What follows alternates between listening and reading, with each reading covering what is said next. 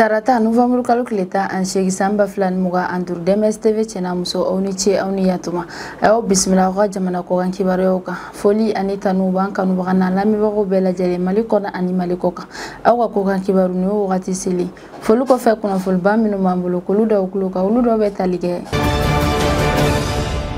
November kalo kileta anduru temene samba flan muga anduru ayira ga fuku malfintig la kawi operation belebele do yere kon gawi region kon nana mi yere lawye inta haka san boro bela jele remne kabe kalo dama dama yere boni manu ni yere kumega barake ni san boro yere la kasoro jamana yere ma yamara fu yere de duma wali mi yere kon kumega ke farati bayre de sablo kumega sanu chama yere kon bo kasoro jamana ma yamara fu shiduma wa fana ko bama wali manu ni yere kumegu profite o yoro yere la o kon yere sinfe wafana jamana yere kuntega oyoro nu yere la kana kosobe ko abe kalukele yere boga o komanda yere kunku yella sel belebele yere ke mina ya yira nisan bulan nu yere konna ku ka taka kabo osan boyoro nu yere la kusan fintigla ka yere kana oyoro ina komanda ga ni kuma sen yere kon kera sababu ni mahado yere kon uga mina che ni ngata ko do yere kon masonga tafeu kuna fo riso do ya yira ka fo ko o ko hukum yere de la ko mal fintigla ka utara ozonu yere la ni ngata operation ke yere la wafana ko operation yere kon kera operation juma yere de sabula ko kele foshi yere de make o yoro yere la ko malfintik la ka yere tara o yoro yere la nikata o yoro bela jelemina alen mamin me barake kasoro jamana ma yamara foshi yere de duma ko lu bela jelenge ka bo o yoro yere la mi ma ira ka foko jamana yere de be feki jantoni san boyoro yere la sisan inta haka san boyoro yere be ansongo region yere de konna na yoro mi yere la ni sanu chama yere kon bo o yoro la o yere de koso mali be feka kan na fol ma few yere la kana koso be alen ka dankari ma fe yere be baraka o yoro yere la kasol jamana ma yamara fo yere de duma luga bara o bela jelina alen ka ma do yere balika ni sanu nu yere war soro ka soro kolo chili fo yere de te o jegulu manu ni yere kan wa kon ya takala je ko sanu yere na fa bayre de bala mali jamana konna na soro ko yere la ko hukumi yere de la mali yere be feka ka san boyoro yere fanga yere kon mara yere ri ko fintigla ka oblele ni yoro ko fole yere kon na obeke sababu ni maminu yere ko misanu yere boka soro ya mara fo chere ba duma ko lugar na se o yoro yere la tuguni wa fana ko o zone yere kon be se ka lakana ko sobe obela jele ko feko gouvernement ma yere be se ka decision yere kon dota wala saka sharia do yere blasina chugumi yere la bara be se ka ke o mini yere la ni operation belebele yere ko ne wala saka lakana belebele sabati ni zone yere la alini ka dankari san boli yere la kasoro jamana ma yamara fo shere di alini ka dankari jamana were ga jamana kono de yere la nga jamana kono na kerengarani la san ko ta yere fanfe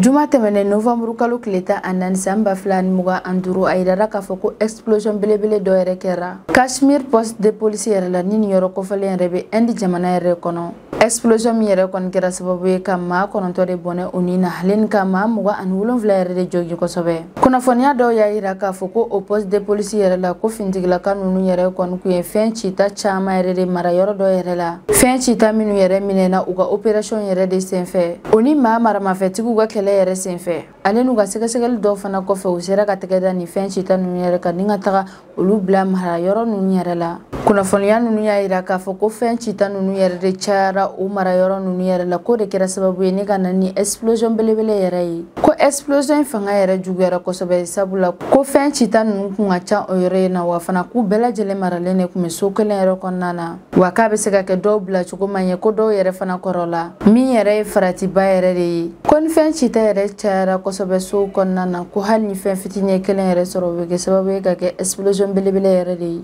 kuna fon folo minu yere soro la ulu ya ira ka fo ko ma minu yere bonenu unina ko polisu bola haleni civilu yere fana bala sabula ko poste de police yere be yoro mi yere la ko ma chama yere be o yoro yere la mamin jogina ko sobe o ko yere la ku ye olu tatelia la niga takani olu ye keneso yere la ko do yere kuntu yere kalama yere ko ma boneta yere kon be so nga chaya ko sobe ko yere la ko Kashmir zone yere yoro mi yere la ni fintigla ka yere ka chan ko sobe o yoro ina wa fana kuma chama ko uga fintigla ka yere be sezi chama ka o yoro yere la ina fo marfau aleni fen chita chama yere wa fana ko yoro ko folen yere kon na ko ga fintigla ka aleni ma mara ma fetigi nunga kele chama meke o yoro yere de la wa fintigla ka yere be na la je ko sobe ni sharia o bela jene yere fana batura ko ni explosion belebele yere ko fe ku ga fintigla ka ye la kana belebele yere de sabati o yoro ina aleni ga sɛgɛsɛgɛli baara dɔw yɛrɛ bila sen na k'a dɔn fɛn min yɛrɛ kɛra sababu ye ni ka na ni explosion ba yɛrɛ ye. Ale n'o bɛɛ lajɛlen yɛrɛ kɔfɛ k'u bɛna fɛɛrɛ belebele yɛrɛ dɔw bila sen na walasa fɛn cita ninnu yɛrɛ bɛ se ka mara lakana yɛrɛ kɔnɔna na ale n'u k'u kisi ni ɲɔgɔnna wɛrɛ yɛrɛ fana ma.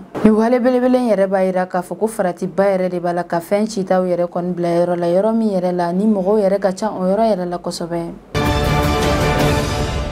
Novembre kalo tile 15 tɛmɛnen san 2025 hayirala k'a fɔ ko manifestation belebele yɛrɛ kɔni kɛra Mexique jamana kɔnɔna na kɛrɛnkɛrɛnnenya la dugu caman yɛrɛ la. Ko Mexique jamana kɔnɔdenw bɔra ka ni manifestation belebele yɛrɛ kɔni kɛ sabula ko Mexique maire dɔ yɛrɛ de kɔni fagara. Maire min yɛrɛ kun lakodɔnlen don ni a ka jalakiw yɛrɛ de k'a ɲɛsin cartel jɛkulu maaw yɛrɛ ma, wa kuma caman a kun b'a ɲini gouvernement maaw yɛrɛ kɔni fɛ k'u ka wuli ka dankari cartel jɛkulu maaw ka walejugu yɛrɛ ma. A ka saya yɛrɛ kɔni kɛra dabalibanko belebele yɛrɛ de Mexique jamana kɔnɔdenw yɛrɛ ma. Sabula cartel jɛkulu maaw ka violence yɛrɛ kɔni tɛ sisan violence ko kabini kuma jan yɛrɛ de u bɛ ka nin walejugu ninnu yɛrɛ kɛ. O de kosɔn u ka jamana kɔnɔdenw wulila ni ka manifestation belebele yɛrɛ kɛ walasa ka dankari lakanabaliya minnu b'u ka région camanw yɛrɛ kɔnɔna na. Ale ni ka cartel jɛkulu maa ninnu yɛrɛ ka walejugu yɛrɛ jalaki. Ale ni ka lakanaba yɛrɛ ɲini maa dɔw yɛrɛ kɔni fɛ kɛrɛnkɛrɛnnenya la polisiw ɲɛmaabaw ale ni citoyen dɔw yɛrɛ fɛ k'u ka ni manifestation yɛrɛ fana senfɛ u kun bɛ k'u ka dimi yɛrɛ de yira jamana la, jamana min yɛrɛ kɔni dɛsɛlen don k'a ka jamana kɔnɔdenw yɛrɛ lakana. Ko maire ka ni fagali yɛrɛ kɔni b'a yira k'a fɔ ko jamana kɔnɔden fosi yɛrɛ de kɔni lakanalen tɛ. Sabula ko cartel jɛkulu maaw yɛrɛ bɛ se ka wuli ka na violence yɛrɛ kɔni kɛ sanga ani wagati yɛrɛ kɔnɔna na, wa fana k'u ka autorité maaw yɛrɛ tɛna se ka fosi yɛrɛ de b'o ko in na.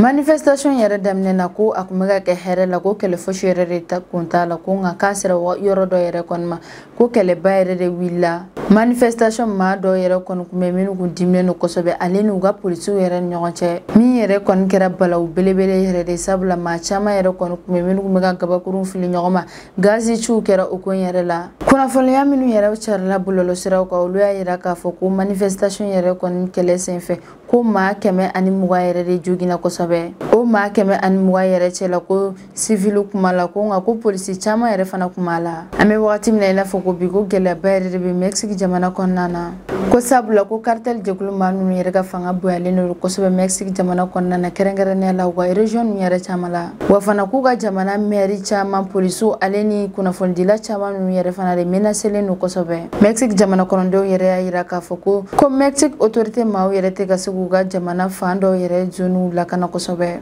Ni manifestation min yɛrɛ kɔni kɛra novembre kalo tile 15 san 2025 u b'a yira k'a fɔ ko Mexique jamana kɔnɔden ninnu yɛrɛ kɔni sɛgɛnnen don kosɛbɛ ni wale yɛrɛ kɔni na kabini kumajan min yɛrɛ kɔni bɛ ka kɛ u da la, wa fana ko autorité maaw yɛrɛ tɛ ka se ka fosi yɛrɛ de bɔ o ko in yɛrɛ la.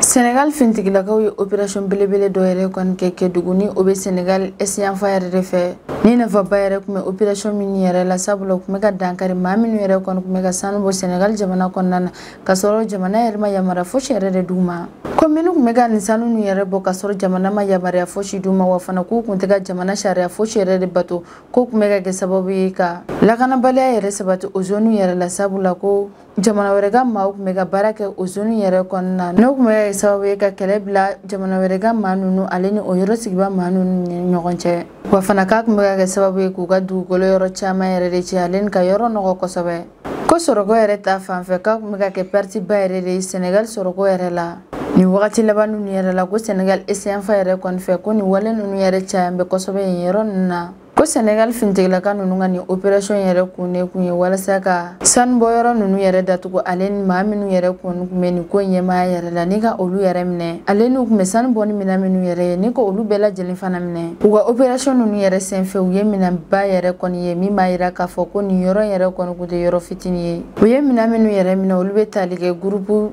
38 yɛrɛ kɔni kan. Groupe minnu yɛrɛ kun bɛ kɛ ni k'u ka sanubɔ minɛn ninnu yɛrɛ caman labaara. Ale ni marteau piqueur 40 fana kan u kun bɛ marteau minnu yɛrɛ kɔni kun kɛ ka sira yɛrɛ kɔni ci walasa u bɛ se ka taa sanu yɛrɛ bɔ cogo min yɛrɛ la. Wa fana k'u ye moto 17 minɛ ale ni bolimafɛn sen 3 dɔ fana minɛ u kun bɛ minnu yɛrɛ kɔni kɛ k'u ka minɛnw ale n'u yɛrɛ kɔni ta, wa fana k'u ye mɔgɔ 17 yɛrɛ fana minɛ o ko in yɛrɛ la. Ni minɛliba minnu yɛrɛ kɔni kɛra o ko b'a yira k'a fɔ ko nin kun tɛ tɛgɛla baara fitinin yɛrɛ kɔni ye ko nka k'a ko organiselen ɲuman yɛrɛ de don wa fana ko mɔgɔ caman yɛrɛ kun bɛ baara kɛ o yɔrɔ yɛrɛ la. Mɔgɔ 17 min yɛrɛ minɛna nin ko yɛrɛ la ko maa minnu kun bɛ sanu bɔ ka sɔrɔ jamana ma yamaruya fosi yɛrɛ d'u ma k'olu b'a la ale ni o yɔrɔ in ɲɛmɔgɔ fo ka taa se jamana wɛrɛ ka jamana kɔnɔden minnu kun bɛ ka na o sanu bɔ yɔrɔ in na ni ka na baara kɛ o yɔrɔ ninnu na k'olu fana bɛ mɔgɔ 17 yɛrɛ cɛ ma. Ko ni maa 17 ninnu yɛrɛ kɔni ko ɲininkali belebele yɛrɛ de bɛna tɛngu olu la ko kɔfɛ k'u bɛ sɔrɔ k'u bila kiiritigɛlaw yɛrɛ ka bolo yɛrɛ kan ko nafaba yɛrɛ de bɛ u ka ni opération yɛrɛ la ko sabula ko maa caman bɛ yen nɔ minnu bɛ ka sanu bɔ o yɔrɔ yɛrɛ la ka sɔrɔ jamana ma yamaruya fosi yɛrɛ de d'u ma ko caman yɛrɛ bɛ o zone yɛrɛ la wa fana ko kɛlɛba yɛrɛ de bɛ kɛ o baarakɛlaw finitigilakaw ale ni o yɔrɔ sigiba maaw ni ɲɔgɔn cɛ k'u ka dugukolo yɛrɛ fana bɛ ka tiɲɛ kosɛbɛ wa a bɛ ka kɛ sababu ye k'u ka jiw yɛrɛ fana nɔgɔ wa fana ko Senegal jamana yɛrɛ kɔni bɛ ka bɔnɛ nafolo caman yɛrɛ de la sabula ko sanu ninnu yɛrɛ bɛ ka bɔ ka sɔrɔ jamana yɛrɛ t'a kalama ko kosɔn k'u tɛ ka taxiw yɛrɛ sara ni opération belebele yɛrɛ b'a yira k'a fɔ ko Senegal finitigilakaw fana de bɛ fɛ ka o yɔrɔ in zone yɛrɛ mara kosɛbɛ ko hali ni Senegal finitigilakaw tora ka opération kɛ nin yɔrɔ yɛrɛ la kuma caman ko ni maa ninnu yɛrɛ bɛ taa yɔrɔ wɛrɛw yɛrɛ ɲini k'a lajɛ ni sanu bɔ o yɔrɔ ninnu yɛrɛ la ni ka o yɔrɔ ninnu kɛ u sigiyɔrɔw ye tuguni sabula u b'a jigiya k'a fɔ k'u bɛ se ka sanu yɛrɛ sɔrɔ o yɔrɔ ninnu na wa fana k'a bɛ kɛ sababu ye ni jamana wɛrɛ ka jamana kɔnɔdenw yɛrɛ fana bɛ na o yɔrɔ ninnu na ni ka na baaraw kɛ o yɔrɔ la ni opération belebele yɛrɛ b'a yira k'a fɔ ko maa minnu yɛrɛ bɛ ka sanu bɔ Senegal jamana kɔnɔna na ka sɔrɔ jamana ma yamaruya foyi yɛrɛ de d'u ma ko bɛ ka kɛ gɛlɛyaba yɛrɛ de ye Senegal jamana kɔnɔna na kɛrɛnkɛrɛnnenya la lakana ko sigida hale ni sɔrɔko yɛrɛ la ni ne bɛ dansigi an ka bi ko an kibaruyaw la an b'an kanubaga n'a lamɛnbagaw bɛɛ lajɛlen fo Mali kɔnɔ ani Mali kɔ kan aw k'an bɛn a ɲɔgɔnna wɛrɛ ma.